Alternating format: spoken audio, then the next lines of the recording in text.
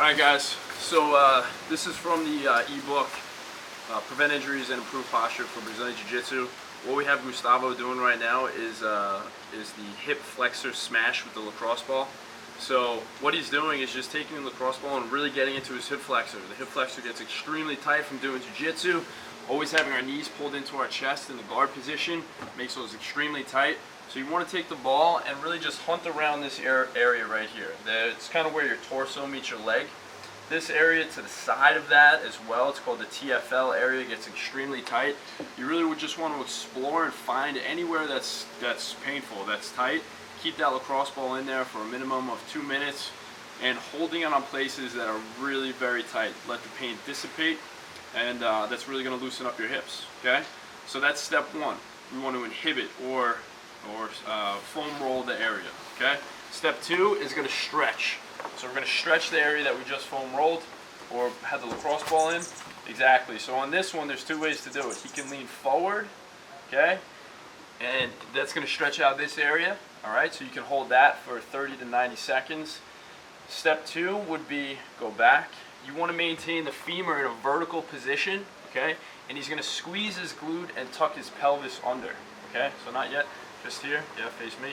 So when you keep this glute active, what that's doing is it's going to stretch the front, okay? This is, and keep that vertical, so move back a little bit, right.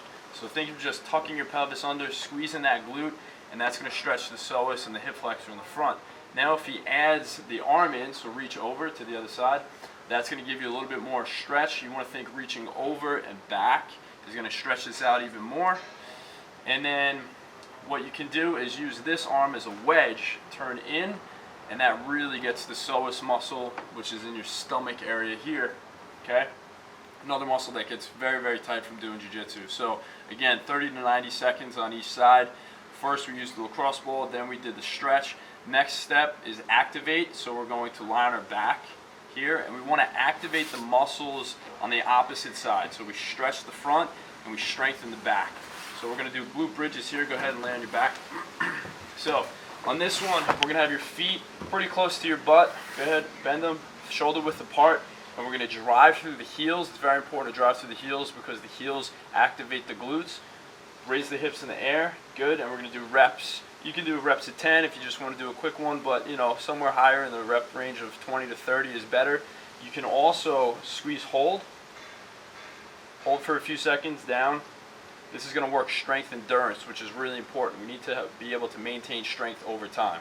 So it's lacrosse ball in the hip flexor, stretch the hip flexor, and then activate the glutes. You can do any of these individually as well. You don't have to do it in this sequence, but this sequence is going to be more beneficial for you in the long term. So if you want to maintain good posture, prevent some of those injuries that happen to the low back and hips, and then create a more flexible dynamic guard as well, be sure to add these into your arsenal.